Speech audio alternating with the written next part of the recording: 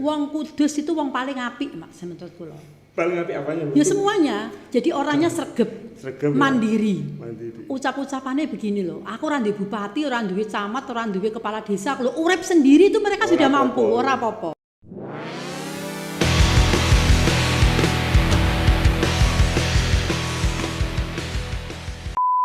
Selamat datang di podcast Klik Fakta. Ada fakta di Klik Fakta. Ya, siang ini kita kedatangan tamu super istimewa, yaitu Ibu Khairiyah, seorang pengusaha. Pada kesempatan sebelum kita mengenalkan lebih jauh narasumber kita, kita akan membahas sebuah tema yang beberapa bulan terakhir ini cukup menggelitik di telinga masyarakat kita, yaitu tentang gagalnya lelang proyek IBS atau instalasi bedah sentral di Rumah Sakit Umum Daerah Lukmono Hadi Kudus. Sebenarnya banyak pemberitaan, ada yang mulai dari alasannya karena adanya hacker yang membuat rusaknya jaringan di LPSE, ataupun ada dugaan juga bahwa ada permainan di balik gagalnya lelang proyek IBS di RSUD Kudus. Maka untuk lebih detailnya maka kita akan menanyakan ini langsung kepada Ibu Khairiyah selaku perwakilan dari PT Bina Arta Perkasa, Ibu ya, yaitu PT yang sudah katakanlah menang lelang, tapi ternyata tiba-tiba di tengah jalan dibatalkan karena dugaan adanya hacker yang bermain di sini. Ya, untuk lebih jelasnya kita akan coba kupas ini dengan beliau, Bu Khairiyah, selaku perwakilan dari Bina Arta Perkasa. Monggo Bu, mungkin bisa diceritakan kronologisnya kok sampai rame, ada yang bilang ada permainan hacker juga, itu gimana Bu Khairiyah? Nggih, terima kasih Mas. Klik Fakta ini ada fakta di Klik Fakta. Ada fakta di Klik Fakta. Oh gitu. Ya. Berarti saya ngomongnya harus yang fakta-fakta. Iya Bu. Tidak boleh yang rekayasa. Tidak boleh yang rekayasa. Oke, dan siap. Jangan seperti proyek yang direkayasa. Mungkin. Ya. Monggo Bu. Nggih, terima kasih.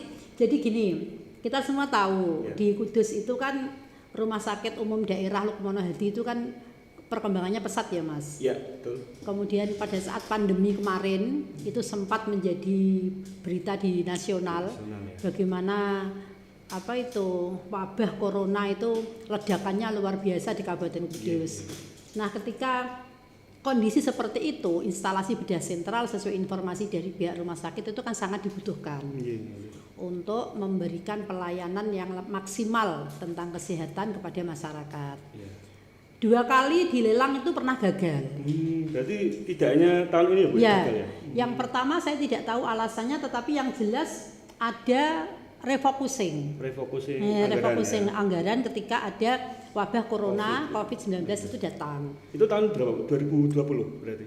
Atau? Mungkin 2020 saya tidak mengikuti secara pasti. Kemudian di 2021 saya mendapatkan informasi ada lelang lagi untuk IBS, tetapi tahapannya baru untuk tahapan awal 2 lantai dulu. Kalau konstruksinya sih perencanaannya 6 lantai. 6 lantai ya. Kemudian kami mengikuti lelang itu. Oh ya, mungkin proyeknya senilai berapa Bu? 29 miliar. 29 miliar. 29 miliar kami ikut, kami menjalani proses secara normatif. Pokoknya berdarah-darah lah. Ya, artinya mengikuti sejak proses, awal ya, proses. Secara sesuai aturan Ibu ya. Sesuai aturan, dan mungkin rekanan yang lain juga sama, mengikutinya juga secara berdarah-darah sampai akhirnya diputuskan kami yang menjadi pemenang. Itu kapan Bu mungkin waktunya diputuskan sebagai pemenang PT-nya? 21 Juli. 21 Juli ya? 2021. 21 Juli 2021 diumumkan sebagai pemenang lelang. Kemudian ada masa sanggah 5 hari. 5 hari ya. Masa sanggah 5 hari. Setelah ada masa sanggah selesai, saya menghadap kepada Direktur Rumah Sakit Umum. saat itu diterima sama beliaunya Pak Direktur. Oke, Pak Aziz. Ya, saya menyampaikan, Pak, kami ini kan sudah memenang, kemudian proses sanggah juga sudah selesai. Apa yang jadwal selanjutnya kan sudah ada penandatanganan SPPBJ dan penandatanganan kontrak. Betul. Saat itu direktur menyampaikan saya mau kontrak secepatnya, Bu. Kalau bisa 28 Juli itu sudah penandatanganan kontrak dan pekerjaannya Ibu jangan sampai lepas waktu, artinya harus tepat waktu. Kalau di proyek ini direktur itu sebagai apa, Bu ya? Mungkin sebagai kuasa pengguna anggaran. Ya, artinya yang memang sebagai pemilik anggaran itu. Pemilik anggarannya, oke.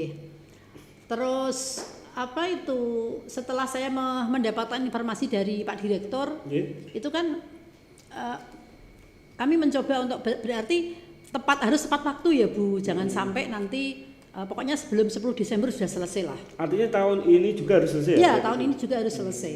Oke, Pak, siap. Saya diizinkan untuk mulai DP barang ya, Pak. Yang kemarin memang sudah disetujui pada saat proses lelang. Monggo. Pokoknya kita maunya proses itu cepat. Menurut saya, Bu, kalau proyek IBS itu masa pengerjaan di berapa lama nih dalam kontrak? 3 bulan. 3 bulan. 3 bulan, 4 bulan, 3 bulan. Iya, 4 bulan, maksimal 4 bulan. Pokoknya sebelum Desember tanggal 10 itu sudah selesai. Ya, itu anjuran atau saran dari Pak Direktur saat itu. Terus perjalanannya selanjutnya seperti apa, Bu? Saat itu pada saat ketemu Pak Direktur sudah ada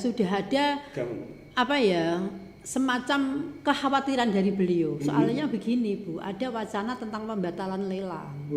Saat itu sudah ngomong begitu. Loh, apa alasannya, Pak? Saya kurang paham. Padahal sudah ditetapkan sebagai pemenang. Iya, saya kurang paham. Dari mana, siapa yang mewacanakan pembatalan lelang itu? Saya saat itu tanya sama beliau.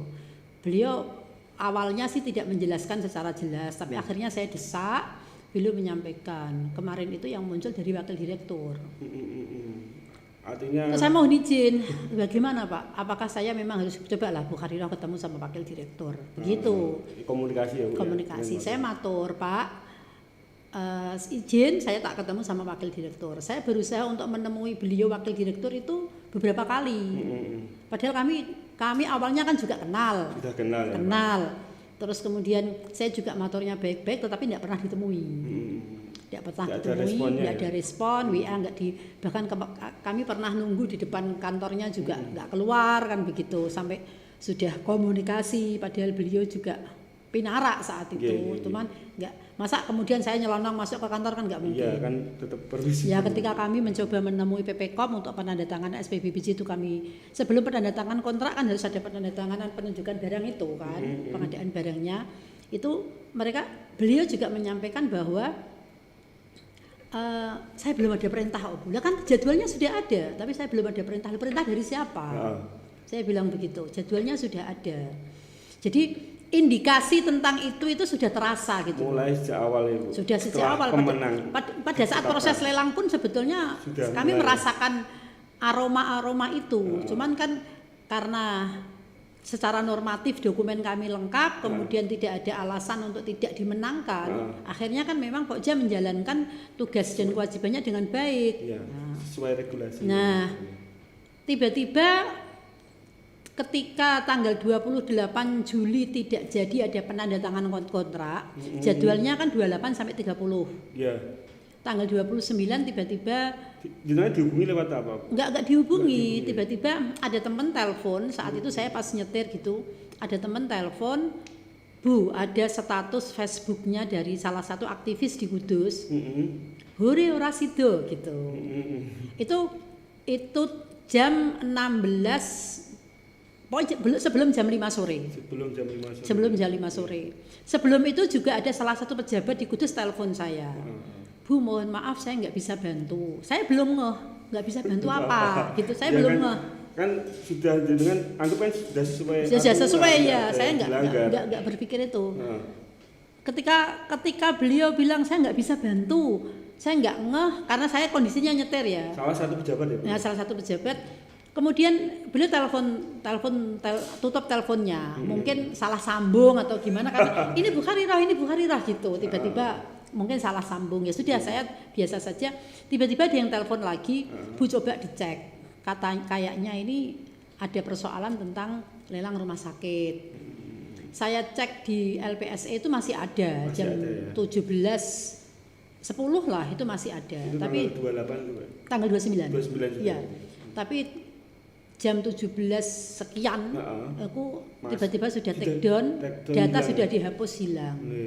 Terus di situ ada pemberitahuan bahwa lelang dibatalin karena ada indikasi peretasan atau hacker. Nah, kemudian tanggal 31 kami melapor ke. Dan itu wajar nggak Bu?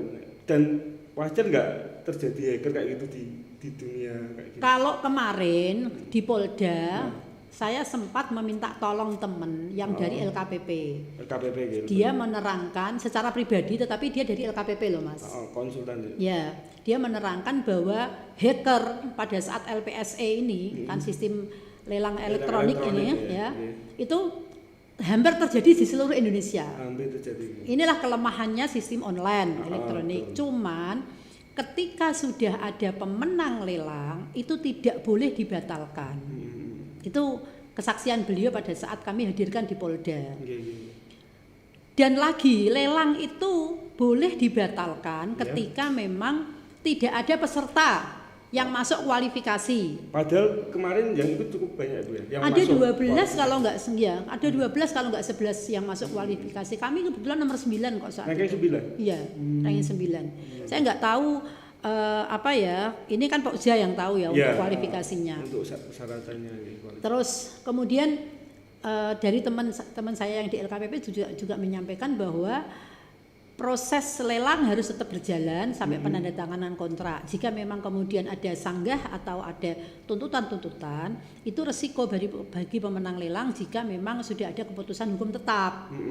Artinya tidak boleh membatalkan lelang yang sudah ada pemenang. Betul. Nah, kalaupun membatalkan lelang itu bukan Pokja atau bukan ULP yang membatalkan. Nah di Kudus ini kan yang membatalkan kan Pokja atau ULP.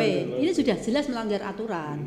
Yang boleh membatalkan lelang itu hanya pengguna anggaran atau kuasa pengguna anggaran. Itu yang boleh. Kalau secara aturan seperti itu.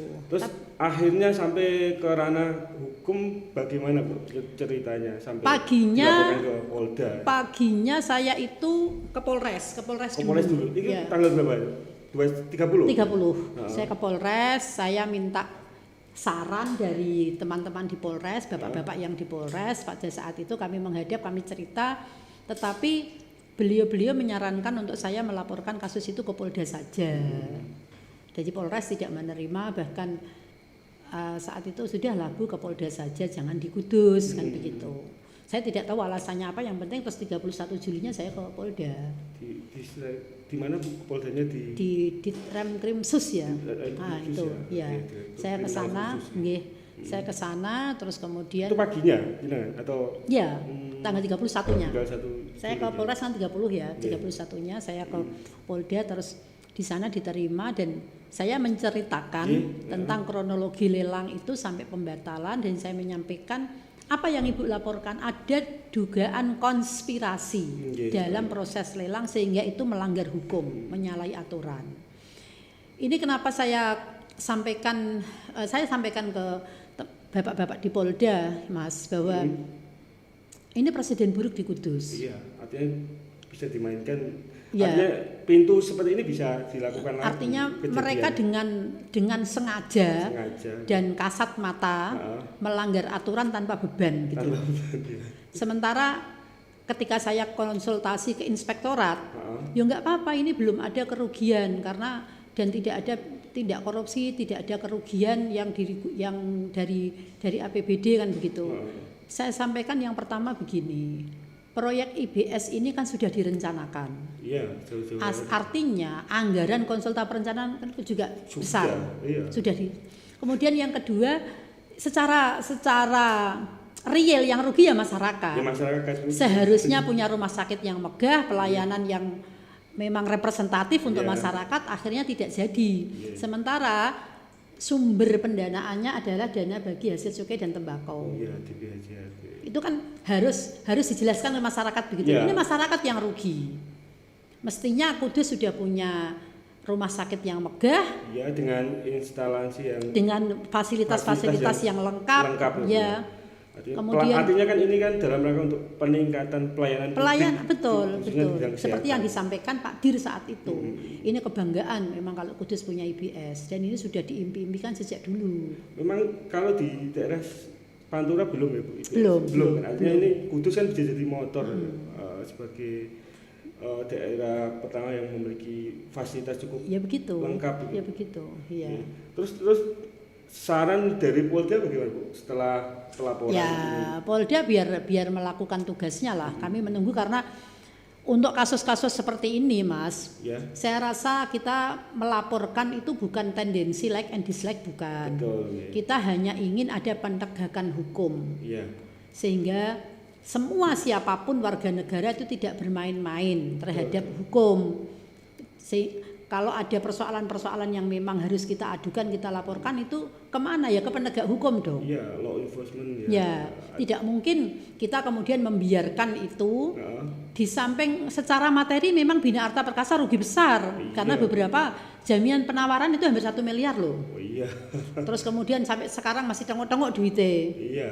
Terus kemudian ada beberapa yang memang ketika dapat informasi dari Pak Direktur harus sesuai dan tepat waktu, kami sudah melakukan beberapa DP barang. Iya. Sesuai yang kita ikuti proses lelangnya itu. Cuman persoalannya hanya bukan sekedar itu. Iya. Ini sepertinya Presiden buruk ya. tanpa beban begitu loh, Iya. tanpa beban membatalkan lelang, sementara ketika Pemda melaporkan ada hacker atau peretasan ke Polres, kan sudah ada yang ngaku IP-nya dari Magelang. Dari Magelang. Kominfo Magelang juga di dalam berita di media itu juga mengakui, kan tinggal itu diusut. Jangan kemudian langsung berani melanggar aturan, lelang sudah ada pemenang langsung dibatalin. Dan aroma-aroma bahwa sebetulnya memang mereka sudah punya pengantin itu ada. Iya, kayaknya ada beberapa pengantin yang mau dimenangkan itu. Saya tidak mau menuduh siapa dan siapa, cuman aroma itu ada. Karena ada juga salah satu pejabat yang menyuruh saya ketemu kepada pemenang lelang, peserta lelang yang kalah. Yang kalah. Iya. Untuk apa itu? Ya, Bu Hari coba dong nemu yang kalah loh, untuk apa Pak? Iya. Saya bilang untuk apa? Kalau memang ada sesuatu komitmen non formal yang harus kami sampaikan karena terlanjur ada sesuatu yang memang jenengan terima, ya nantilah setelah pekerjaan jalan. Dan itu lewatnya harus lewat jenengan, karena saya tidak ada urusan dengan yang kalah, kan begitu. Ya artinya kan ini banyak yang itu ya Bu, indikasinya banyak yang bermain dan mencoba membawa bendera. Sebetulnya permainan proyek di Kudus itu jelas nyata ada. Teman-teman rekanan di Kudus juga merasakan. Sekarang ini fakta ya. Ini kan kita bicara fakta. Ya, betul. Proyek-proyek besar di Kudus yang ditelusuri kan banyak, Mas. Iya. Sampai turun 20%, 25%, sampai 30%. Terus kalau turun kayak gitu nanti kualitasnya bagaimana itu? Saya tidak bicara kualitas karena pasti ada permainan anggaran setelah itu. Mungkin ada addendum, mungkin ada penambahan anggaran. Itu kan permainan tingkat tinggi. Cuman persoalannya kalau sudah ditelusuri turun sampai sekian puluh persen, berarti perencanaannya nggak guna dong. Iya, ngapain? Ketika ngapain dibiayai untuk konsultan perencanaan? Berarti kan nggak ada fungsinya, nggak ada manfaatnya. Akhirnya di tengah-tengah kan. Setelah kemudian dilelang, yang delosori dimenangkan gitu loh. Nah, pemenangnya ini siapa? Siapa yang mengkondisikan orangnya? Siapa itu sebetulnya sudah rahasia umum. Siapa yang mengkondisikan? Sebetulnya sudah rahasia umum yang yang mendapatkan untung siapa? Proyek-proyek besar ya Bu ya. Mungkin hampir proyek-proyek kecil juga sudah terkondisikan. Iya, tetapi saya yakin kok kezoliman itu tidak akan selamanya begitu. Artinya kan jelas-jelas ada kezoliman yang diorganisir secara nyata di Kudus. Dan ini kan bisa jadi presiden buruk Bu, untuk kemajuan pembangunan di Kudus. Ya, pasti. Artinya tiba-tiba di tengah jalan pembangunan yang harusnya sudah ada tiba-tiba dibatalkan dan tidak jadi dibangun. Itu kan seperti begini ya, APBD perubahan ini kan juga telat dibahas. Sebetulnya sebelum membahas APBD perubahan mestinya kan ada evaluasi APBD murni. Sejauh mana pelaksanaannya, efektivitasnya kan harus dievaluasi dulu. Mungkin juga terlambatnya APBD perubahan itu ada sesuatu yang masyarakat itu juga melihat ada rekayasa, ada semacam sesuatu yang tidak fair lah di pemerintah daerah itu. Cuman karena tidak semua orang seperti saya tidak memahami aturan secara jelimet, kita tidak bisa mengkritisinya secara jelimet. Cuman itu yang tahu dalam pengambil kebijakan. Ya, yang tahu ya pemerintah daerah setempat. Saya secara pribadi sebagai masyarakat melihat bahwa Kudus amburadul. Amburadul dalam hal apa, Bu? Mungkin. Semuanya. Pelayanannya, tata kelola pemerintahan, kemudian mohon maaf saya sering ya di beberapa kesempatan bahkan pernah menghadap kepada pejabat-pejabat teras di Kudus tentang pengelolaan sampah saja. Itu nggak ada aksi sama sekali kok, Mas. Bu, kalau mungkin dibanding daerah lain mungkin yang bisa jadi perbandingan, artinya kan betul-betul Kudus ini dalam. Jadi gini, kalau kita membandingkan dengan daerah lain itu beda jauh, Mas. Sangat beda jauh. Karena apa? Dari segi karakteristik masyarakat Kudus. Wong Kudus itu wong paling apik, Mas, menurut kula. Paling apik apanya, Bu? Ya semuanya. Jadi orangnya sregep mandiri. Mandiri. Ucap-ucapannya begini loh. Aku ora duwe bupati, ora duwe camat, ora duwe kepala desa. Kalau urip sendiri itu mereka sudah mampu, ora apa-apa. Mereka hanya butuh pelayanan pemerintahan, pelayanan publik itu dimudahkan, difasilitasi saja. Mereka sudah mandiri, nggak ngarep-ngarep bantuan, enggak sebetulnya. Tetapi berubah menjadi kadang-kadang ada yang mungkin mengkritisi pemerintah itu kan karena pemerintahannya sendiri.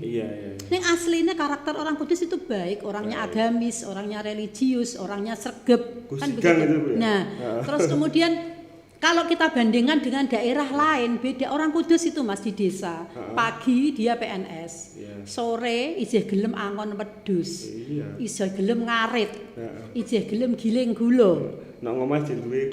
Di rumah masih jualan. Sregep-sregep loh. Kadang jualan online juga. Nah, betul. Ini orang Kudus sehingga cobalah pemerintah itu membuka mata hatinya. Layani dengan sebaik-baiknya. Masyarakat itu butuhnya nyaman. Misalnya kawasan yang kumuh ya diresiki sing apik. Kan begitu. Di mana birokrasi yang sekiranya memang nggon kotor temenan ya diresiki. Itu tugasnya pemerintah. Bu, selama ini mungkin ada anggapan itu kan bahwa OPD atau birokrasi kan jadi sapi perah itu, sehingga ya kerjanya ya hanya normatif itu. Dari jenengan seperti apa mungkin? Ya itu sih sudah turun temurun ya, Mas. Ya. Ketika ada proses politik dengan money politik, wajarlah seorang pimpinan atau siapapun yang kemudian ingin mengembalikan modal, cari duitnya dengan cara seperti itu. Satu. Yang kedua, belum sampai masa jabatannya selesai juga ada yang sudah kepengen maju lagi. Ada lagi yang masih sekarang ini menjabat sebagai pejabat publik itu juga kepengen menaikkan jabatannya, kan begitu. Sebetulnya itu wajar. Harapan dan cita-cita semua orang untuk meningkatkan eksistensi dan kapasitas diri itu wajar. Tapi yang nggak wajar apa? Yang tidak wajar itu kalau semuanya muncul dengan keserakahan. Itu yang tidak wajar. Keserakahan artinya mengorbankan yang seharusnya menjadi hak masyarakat itu diabaikan untuk kepentingannya diri sendiri. Yang penting saya dapat ini, yang penting saya yang lain urusan masyarakat engkau. Padahal mohon maaf ya, sekali lagi saya melihat karakter masyarakat Kudus itu. Seandainya orang wong Kudus, ini sudah gejolak Mas, sudah berpolemik gitu. Tapi orang Kudus sudahlah. Sing penting aku ngibadah. Iso nganu ya. Sing penting aku kerja sing apik, ngurmati anak bojoku sing apik. Mereka tidak terlalu mau tahu dan tidak terlalu usil. Itu baiknya orang Kudus. Begitu loh. Walaupun didolimi ya, tetap mendoakan yang baik. Mendoakan yang baik. Dan ini saya merasa bahwa orang Kudus memang terlalu baik orangnya. Ya Bu, kembali ke yang persoalan IBS terus. Langkah selanjutnya dari Bina Arta. Ya, saya menunggu, kami menunggu langkah Polda setiap saat kami update info kok. Ada laporan-laporan dari Polda bahwa kami sudah ini kan begitu, termasuk memang kemarin pada saat proses lelang itu juga ada ada beberapa anggota dewan yang datang ke kantor. Ngapain mereka? Saat itu sih kami belum diumumkan sebagai pemenang, Mas. Sebelum pemenang? Iya, sebelum diumumkan sebagai pemenang. Berarti sebelum 21 Juli? Belum.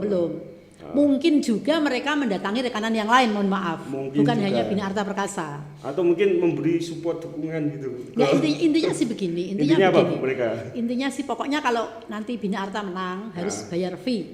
Kalau fee tidak bayar fee kepada anggota dewan itu ya apa itu lelang dibatalin gitu. Ada oknum ya seperti ya, itu. Itu nyun sewu, itu oknumnya anggota dewan langsung atau atas nama itu? Langsung, anggota dewan langsung dan mengatasnamakan yang nyuruh pimpinan, ketua DPRD. Dia mengatakan begitu. Pokoknya minta bagian. Ya, pokoknya ya mungkin berapa persen, Bu? Besar. Besar ya. Nilainya besar. Saat itu kami tidak mengiyakan tapi tidak membantah. Kami hanya Pak, ini proses lelang masih berjalan. Kami mengikutinya secara normatif. Begitu. Ya memang. Ya, dan kami tidak tahu pemenangnya nanti siapa. Tapi mungkin saja ini kan hanya warning ya bagi calon pemenang, mungkin seperti itu. Artinya ada yang minta di awal gitu. Kalau bahasa kalau kemarin sih enggak begitu ya. Memang pokoknya naik menang harus store gitu. Itu kayak, dan itu kalau tradisi itu kan kayak turun temurun ya. Ya tetapi jangan kasar gitu loh. Ya, mainnya terlalu kasar.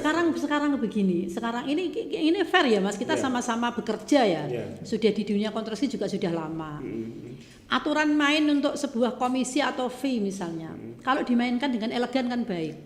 Biarkan rekanan bekerja. Setelah dapat untung ben dihitung-hitung. Iya. Apa mereka tidak enggak menutup mata lah. Tetapi kalau kemudian bekerja dalam rangka menjaga kualitas sesuai dengan bestek, sesuai dengan spesifikasi yang ada kan begitu. Tetapi kemudian dibayang-bayangi tuntutan-tuntutan yang tidak logis, yang tidak realistis. Akhirnya siapa yang rugi? Ya masyarakat lagi. Masyarakat. Pekerjaan akhirnya tidak berkualitas. Iya. Akhirnya hanya sekedar bangun saja tapi kualitas bangunnya nggak dipikirkan. Sebetulnya saya itu awal ketika mau ikut lelang IBS itu sudah tanya. Pekerjaan ini sudah ada pengantennya apa normatif? Sudah sampai segitu ya, Pak? Artinya saya keliling kemana-mana. Mengantisipasi ya, Bu? Jangan-jangan ditelikung di maksudnya begini. Iya. Kami mohon maaf selama ini sama-sama tahu kok. Iya. Kalau sudah ada pemenang yang terkondisikan dalam tanda petik loh, Mas. Iya. Kami juga tidak akan ngoyo-woro ikut kok. Normatif. Ya sudahlah. Iya. Kami tahu diri, ngapain kok ganggu-ganggu kan begitu. Iya, sudah sepesan. Sudah. Ini sebetulnya sih tidak boleh kami sampaikan, tapi ini kan katanya fakta. Iya harus disampaikan. Tapi setelah saya keliling ke beberapa pejabat mengatakan bahwa enggak, saya enggak ikut-ikutan Bu, saya enggak malu-malu proyek Bu, kan begitu. Ya sudah, kalau begitu bismillah saya ikut. Akhirnya itu kan. Karena tahu bahwa clear ya. Iya. Awalnya berarti kan mainnya sportif gitu loh. Iya. Tetapi ketika misalnya kita kulok nuwun lagi-lagi sudah lah Bu, enggak usah ikut. Sudah terkondisi misalnya begitu ya, saya enggak akan memaksa. Ya yang menggelitik itu kan juga LPSE Kudus itu kan kok tiba-tiba memberikan statement ada hacker yang melakukan peretasan terus lapornya ke Polres itu kan, itu seperti apa Bu Nek? Dengan mengamati. Saya tidak mengikuti secara detail tentang itu. Cuman pada saat kami menghadirkan teman saya dari LKPP itu menyampaikan bahwa hacker peretasan itu hampir terjadi di seluruh Indonesia. Dan memang ada Bu? Ya, itu yang disampaikan LKPP loh.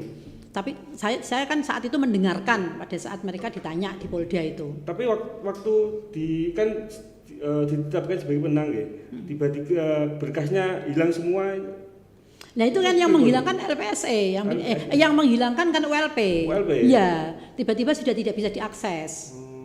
Tapi yang mungkin LKPP bisa buka lah, buka lagi. Ya. Jadi penghapusan data itu juga menurut saya pelanggaran hukum gitu loh. Nggak boleh. Ya proses sudah dilakukan kok datanya dihapus, itu juga pelanggaran hukum. Ya artinya kan ya memang mungkin ada sesuatu yang mencoba ditutupi ya Bu ya. Mungkin. Ya. Jadi begini. aroma konspirasi itu sudah kita rasakan, sudah kami rasakan. Sebelum ya, bahkan mohon maaf, sebelum ada pengumuman lelang. Pengumuman lelang sebelum saya ketemu sama PPKOM. Sudah ketemu PPKOM. Pak, apakah lelang nanti normatif? Oh, normatif. Lah nek normatif karena pekerjaan rumah sakit itu kan pekerjaan yang ada spesifikasi khusus. Tidak setiap orang, setiap rekanan itu mampu mengerjakan konstruksi rumah sakit. Punya. Kalau tidak kemudian, yo enggak apa-apa, misalnya nanti gagal ya ora apa-apa. Aku sampai pensiun kok.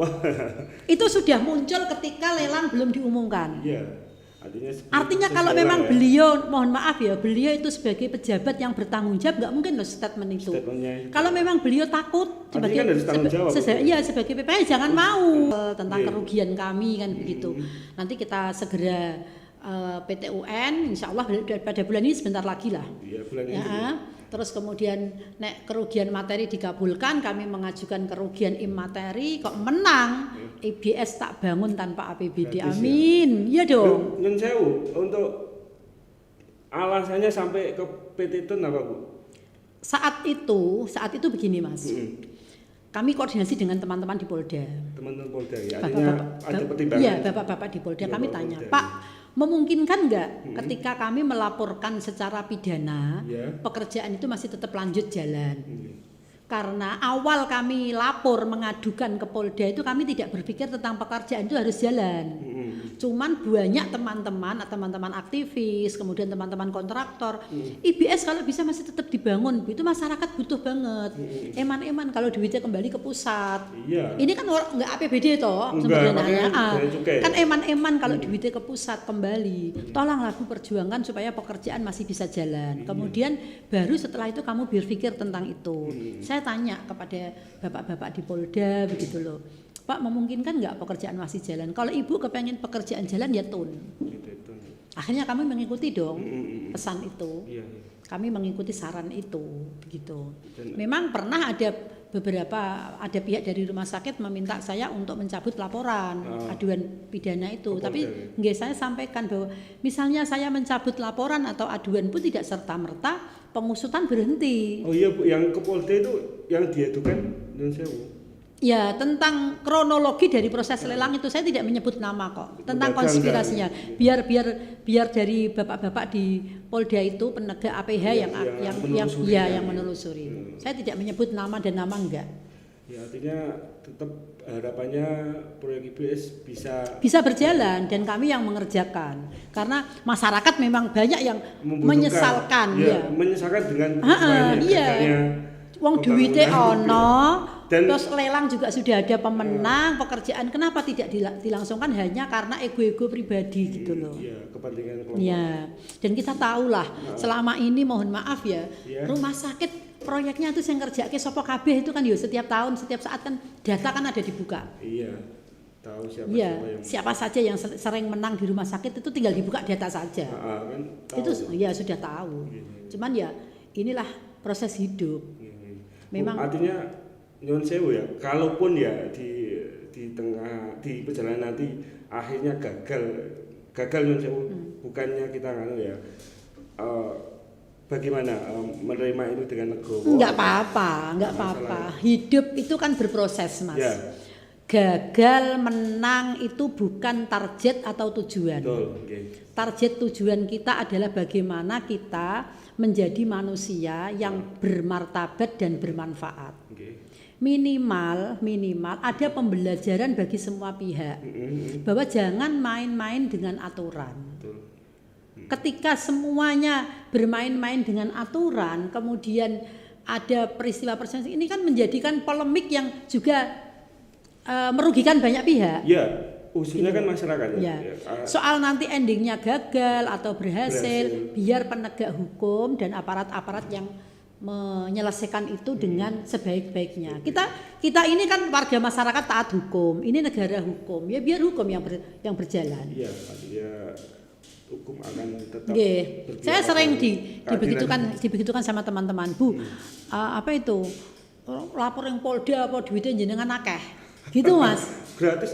Saya matur begini, mohon maaf, semua aparat penegak hukum itu pasti baik. Baik ya. Kadang-kadang menjadi tidak baik itu mesti ada pemicunya. Betul. Dan pemicunya itu tidak akan langgeng. Iya. Nuwun sewu, seketika mungkin masuk angin, tapi masuk Iya. angin kan sedina rong dina kan bisa Tidak sembuh. selamanya. Kan Iya. begitu. Iya, Orang itu kan akan tergerak nuraninya, pasti. akan bicara tentang kebenaran yang hakiki. Kan begitu, Mas. Tidak kemudian kita menyimpulkan bahwa mohon maaf engkau paling ini dikei duit terus nganu enggak. Saya masih berprasangka baik, berhusnudzon bahwa di dunia ini masih banyak orang-orang baik yang dituntun Allah di jalan yang benar. Itu saya yakin itu. Artinya gagalnya proyek ini pun tidak membuat kita harus putus asa. Boten. Rezeki kan di mana saja ya. Kalau saya bicaranya malah bukan hanya soal itu ya. Iya. Soal bahwa Kudus ini memang kudu diresiki temenanan. Harus ada yang berani bersuara. Iya. Baik eksekutif maupun Legislatif, ya. semua dan Masa- tatanan masyarakatnya juga. Iya. Mohon maaf ya, Ya, mohon pola maaf. pikir masyarakat Ya, juga harus- mohon maaf. Ya.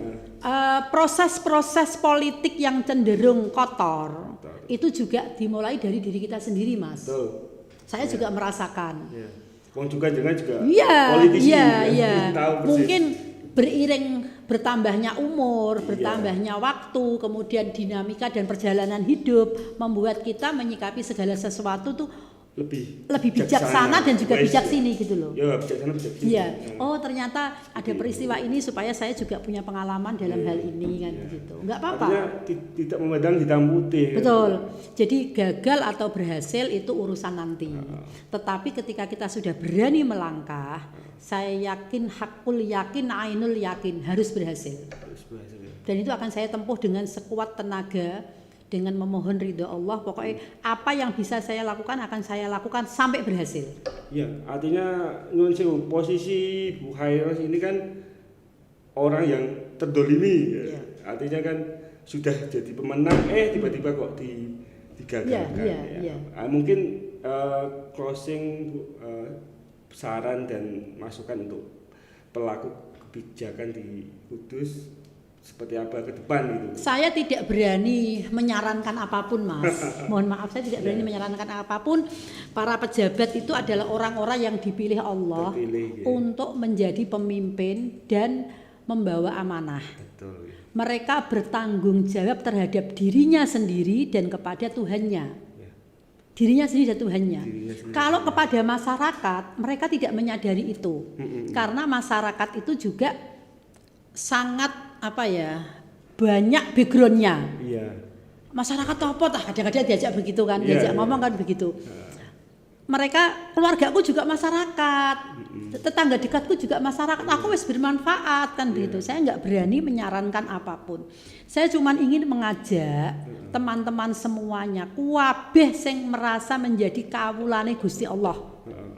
Monggo buka hati dan nurani kita. Siap. Bahwa dimanapun kita berpijak, Betul. tanah yang kita pijak itu menjadi saksi. Apakah kita memang benar-benar baik atau pura-pura baik, atau orang yang sejatinya baik tapi pas menjadi belum baik. Belum baik. Karena baik itu berproses, Mas. Butuh proses. Nah, silahkan itu yang tahu dirinya sendiri dan Gusti Allah. Itu tok. Kita harus bisa introspeksi, ngelulur awake dhewe seperti itu. Apakah saya ini sudah baik atau memang pura-pura baik, atau saya akan berproses menjadi baik? Mungkin sekarang belum baik, tapi harus berproses menjadi baik. Ya tetap ya itu prasangka baik dan tetap Iya, akan iya betul.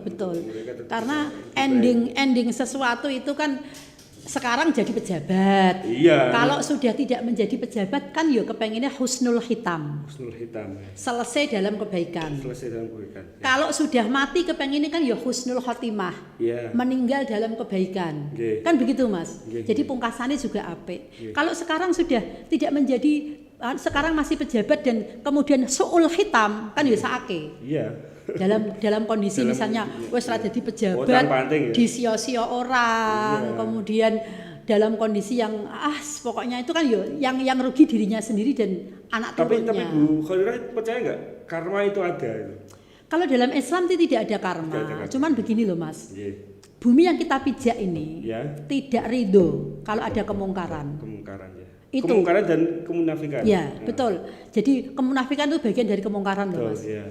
Itu bumi yang kita pijak nggak ridho seperti itu. Mereka tanah yang kita pijak ini orang lain mungkin boleh kita tipu ya. Boleh. Tetapi tanah yang kita injak ini tahu. Iya, saksi.